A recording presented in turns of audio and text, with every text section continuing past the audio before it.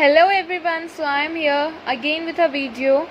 This is part 2 of chapter 1 from bio book Transport in Plants, and if you have not seen part 1 of this chapter, please go to my channel and watch it so that you will be able to understand it clearly. So now I am going to start it from here. In our last part we had studied till here, till this page. Now we are going to continue from this page.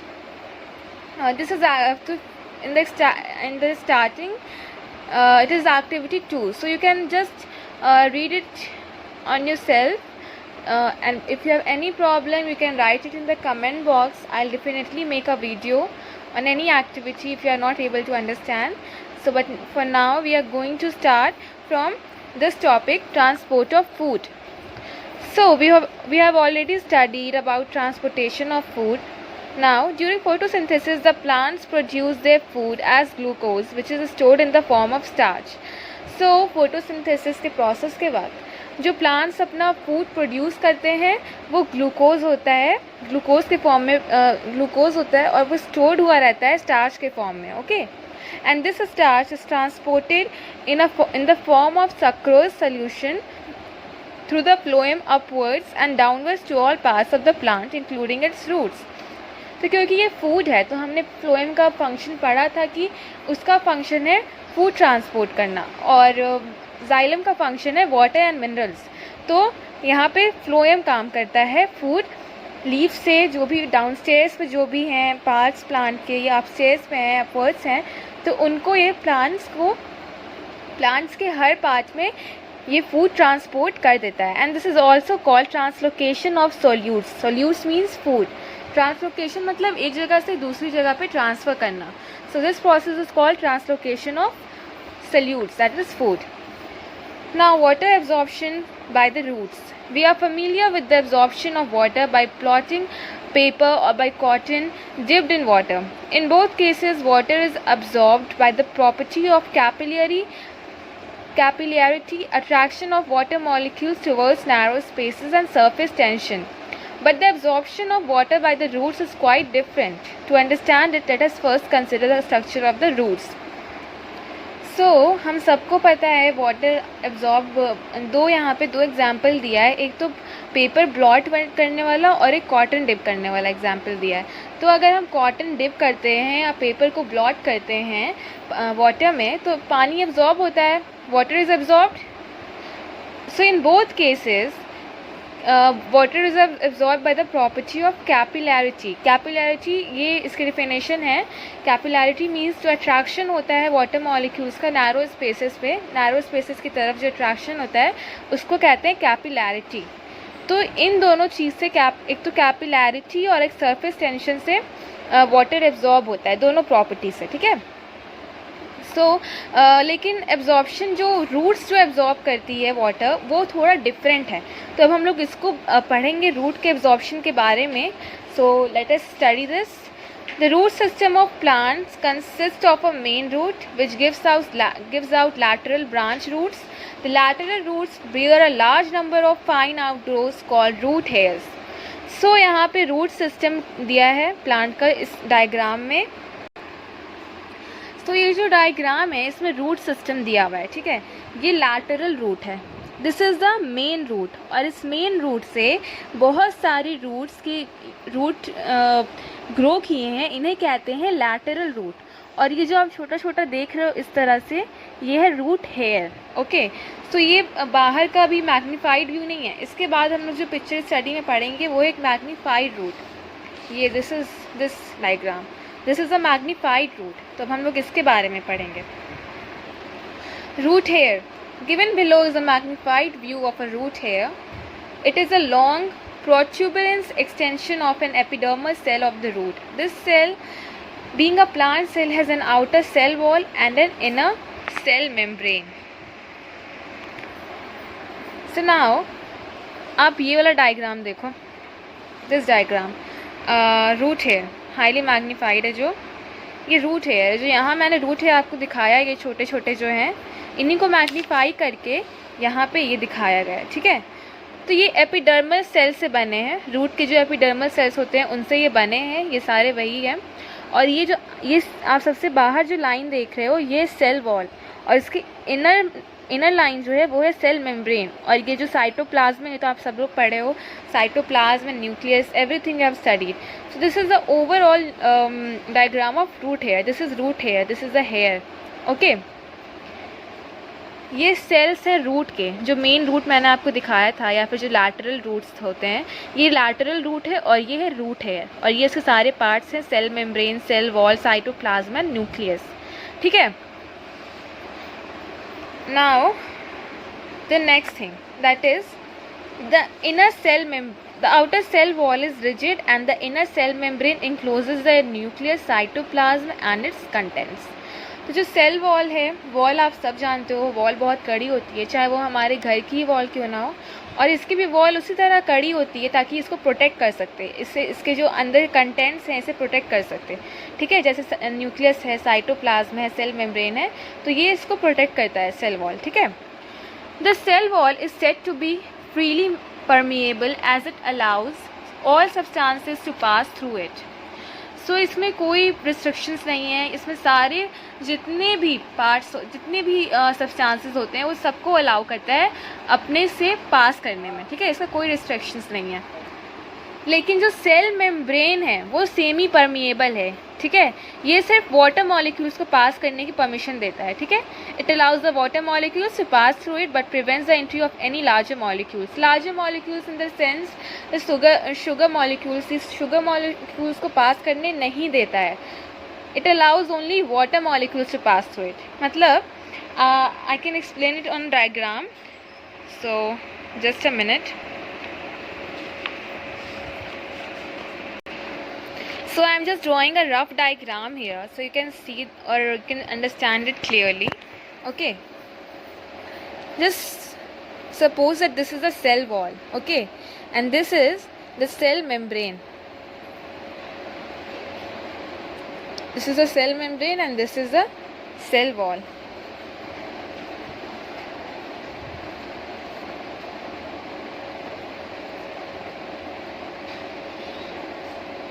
Okay.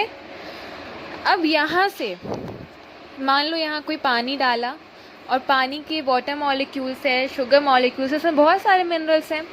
तो cell wall जो है सारे minerals, सारे substances को pass करने देता है, पास करने की परमिशन देता है. ठीक है, तो यहाँ से वाटर मॉलिक्यूल्स भी पास हो गया, शुगर सॉल्यूशन भी पास हो गया, सब पास हो गया. ठीक है, लेकिन जो सेल मेम्ब्रेन है ये सिर्फ वाटर मॉलिक्यूल्स को पास करने की परमिशन देता है.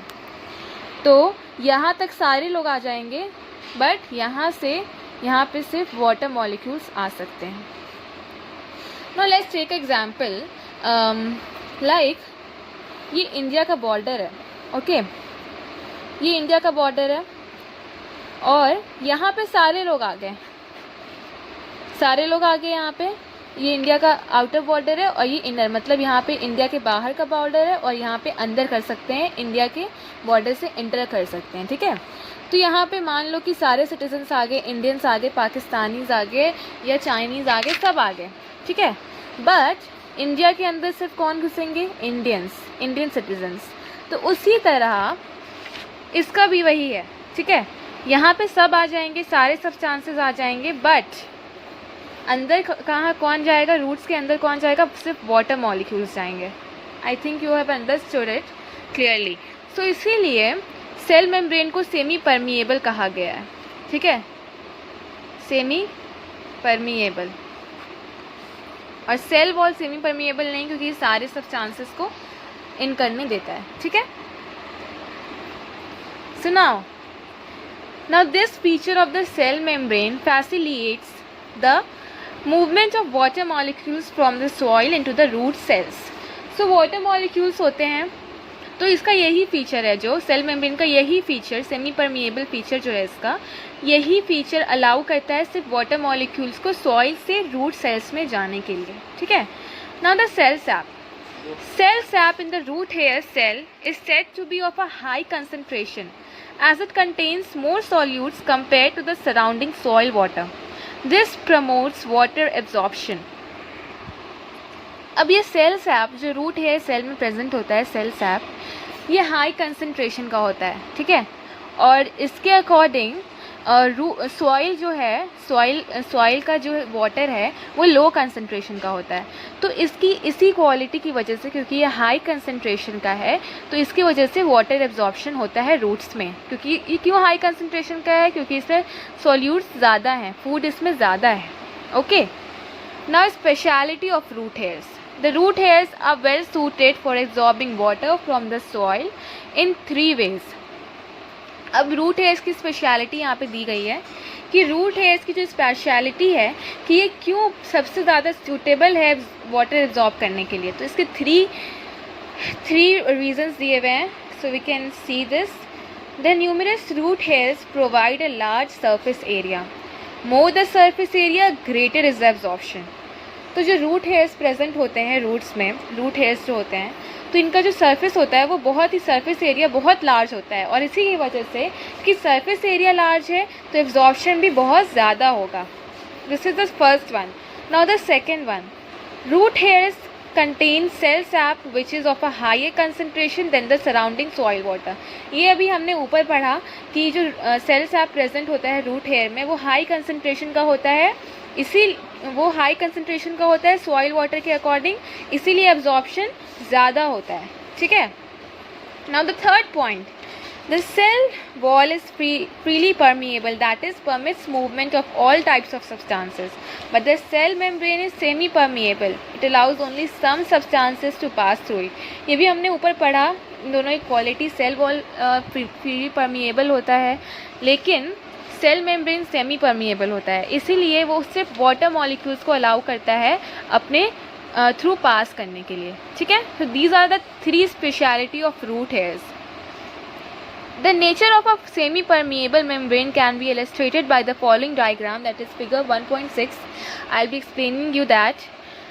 Okay, semi permeable membrane lies between water on the one side and a strong sugar solution on the other side, that is B, while the sugar solution has a higher concentration of sugar molecules.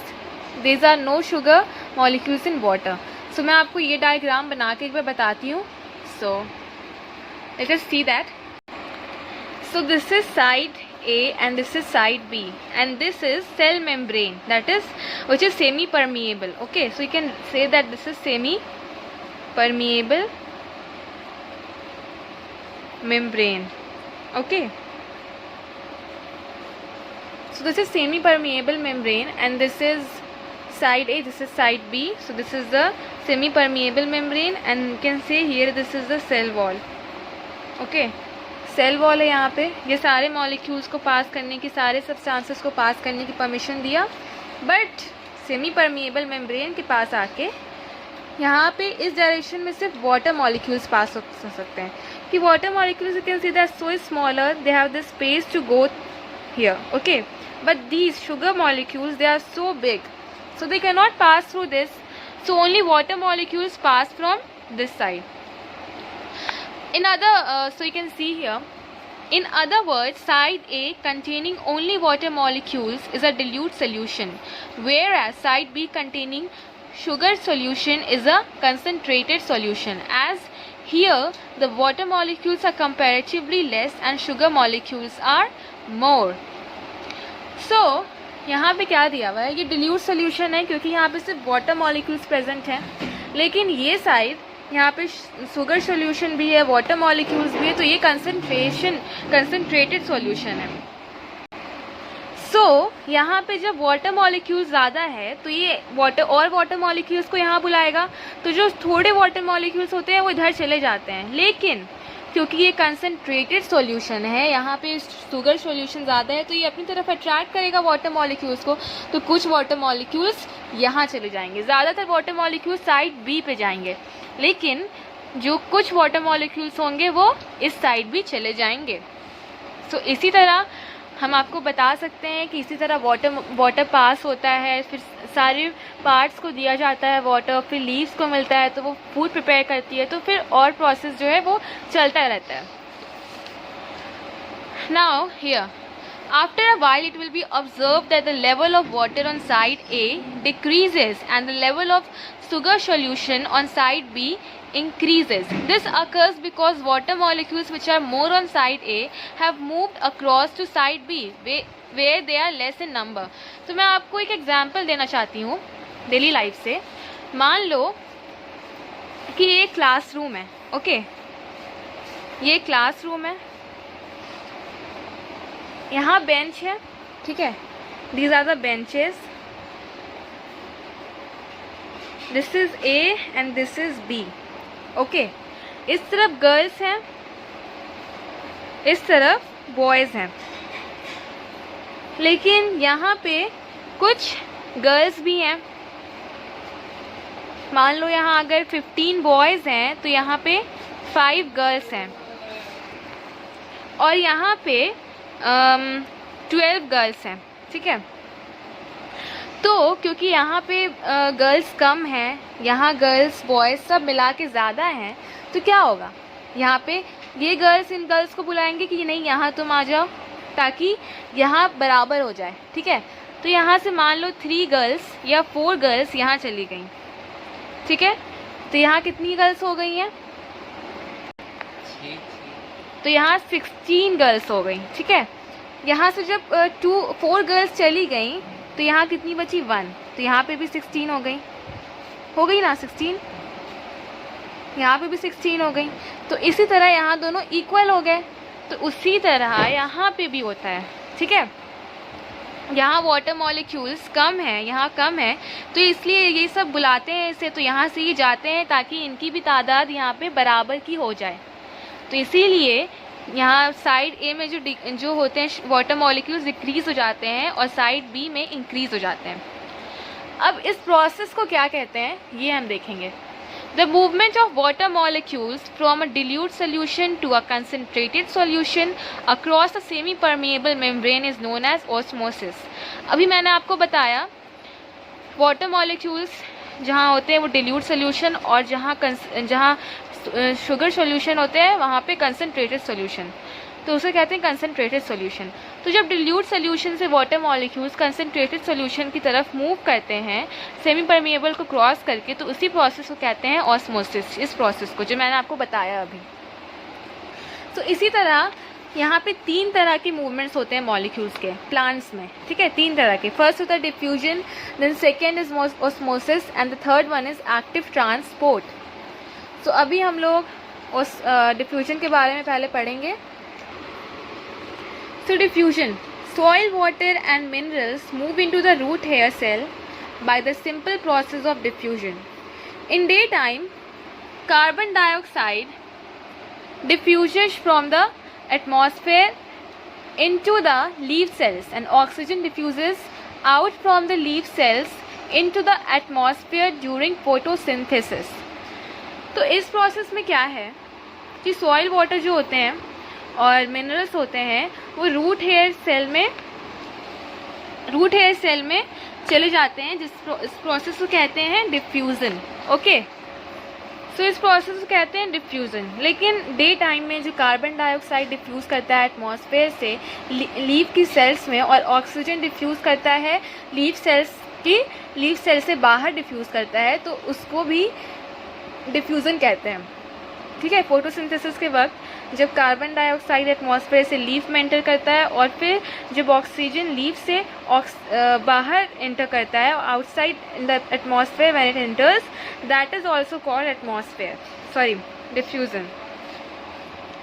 Then this movement of molecules, gas, liquid or solid from the higher concentration to lower concentration is called diffusion. अब यहाँ पे high concentration और lower concentration क्या mention कर रहे हैं ये लोग. हाई कंसंट्रेशन मैंने आपको बताया था रूट हेयर होता है, और लोअर कंसंट्रेशन सॉइल होता है. तो वही बता रहे हैं कि सॉइल से जब रूट हेयर में मूव करता है मॉलिक्यूल्स, तो उसी प्रोसेस को कहते हैं डिफ्यूज़न. आई थिंक डिफ्यूज़न आपका क्लियर हो गया होगा. Now we will move to osmosis. It is the movement of water molecules from its region of higher concentration through a semi-permeable membrane to the region of its lower concentration. ये भी मैंने आपको भी बताया यहाँ पे, ऑस्मोसिस के बारे में हमने यहाँ पे पढ़ा, ठीक है। डिल्यूट सोल्यूशन से कंसनट्रेटेड सोल्यूशन में जाते हैं तो उसे कहते हैं ऑस्मोसिस। तो वही यहाँ पे भी है। हायर कंसनट्रेशन मतलब कि यहाँ पे जो हायर कंसनट्रेशन था शुगर का, तो यहाँ पे जब इस तरफ से वाटर मॉलिक्यूल्स इन्हें बुला रहे थे, तब यहाँ लोअर कंसनट्रेशन से हायर कंसनट्रेशन की तरफ जब मूव होता है तो उसे कहते हैं osmosis. Now the third movement, that is active transport. The root hairs absorb both water and minerals from the soil. Water enters the root hair cell by osmosis because concentration of water molecules is higher in the soil than inside the root hairs. But in case of minerals, they are more in concentration inside the root hairs than in the soil. These minerals have to be absorbed from a level of lower concentration, that is soil, to a level of higher concentration, that is cell. So this movement of molecules from their lower concentration to a higher concentration requires energy and is called active transport. So अभी हमने पढ़ा था यहाँ पे कि root hairs में जब water absorb होते हैं, वाटर और मिनरल्स सॉइल से एब्जॉर्ब होते हैं रूट हेयर्स में, तो वाटर तो आपको पता है इंटर करता है रूट हेयर सेल में ऑस्मोसिस के प्रोसेस से, क्योंकि वाटर का जो कंसंट्रेशन होता है वाटर मॉलिक्यूल्स का, वो सॉइल में ज़्यादा होता है और रूट हेयर में कम होता है। तो higher concentration to lower concentration हो रहा है, तो इस प्रोसेस को ऑस्मोसिस कहा था हमने। लेकिन यहाँ एक्टिव ट्रांसपोर्ट जो है ये बिल्कुल उल्टा है, ठीक है। तो जब मिनरल्स का जो कंसंट्रेशन होता है रूट हेयर में ज़्यादा होता है और सॉइल का कंसंट्रेशन लोअर होता है, तो जब मिनरल्स मूव करते हैं सॉइल से जो कि लोअर कंसंट्रेशन का है और हेयर सेल में मूव करते हैं जो कि हायर कंसंट्रेशन का, तो इसी मूवमेंट को एक्टिव ट्रांसपोर्ट कहते हैं। लोअर कंसंट्रेशन से हायर कंसंट्रेशन को जो मूव करते हैं और इसमें एनर्जी खर्च होती है, क्योंकि भाई मेहनत लग रही है, लोअर कंसंट्रेशन से हायर कंसंट्रेशन में जा रहे हैं तो मेहनत लगेगी, तो इसमें एनर्जी भी खर्च होती है। तो इसी प्रोसेस को एक्टिव ट्रांसपोर्ट कहते हैं। तो ये ऑस्मोसिस और एक्टिव ट्रांसपोर्ट एक दूसरे का उल्टा है। इसमें लोअर कंसंट्रेशन हायर कंसंट्रेशन से लोअर कंसंट्रेशन में मॉलिक्यूल्स मूव करते हैं वाटर मॉलिक्यूल्स, और इसमें मिनरल्स के मॉलिक्यूल्स लोअर कंसंट्रेशन से हायर कंसंट्रेशन में मूव करते हैं, ठीक है। आई थिंक ये तीनों मूवमेंट्स जो है मॉलिक्यूल्स के आपके क्लियर हो गए होंगे। तो अब हम नेक्स्ट टॉपिक पे बढ़ते हैं, वो है ascent of SAP. The water is absorbed by the root hairs from the surrounding soil by osmosis. It then moves into the inner cell by the root by cell to cell diffusion and osmosis to reach the central xylem, which continues upward into the stem and the leaves. This upward movement of water and molecules, water and minerals is called ascent of sap. तो osmosis का जो process होता है, I'll explain you with the help of diagram. So यहाँ पे भी diagram दिया हुआ है,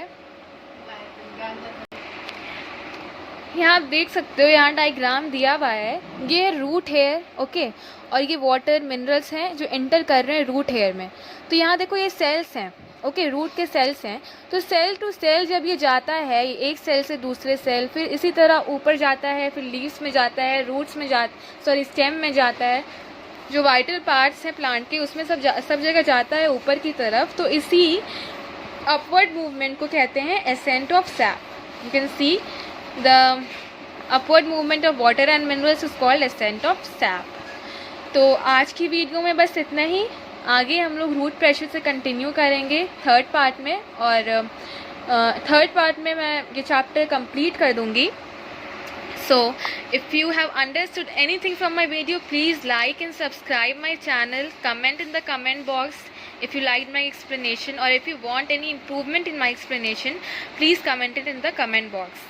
Okay, thank you.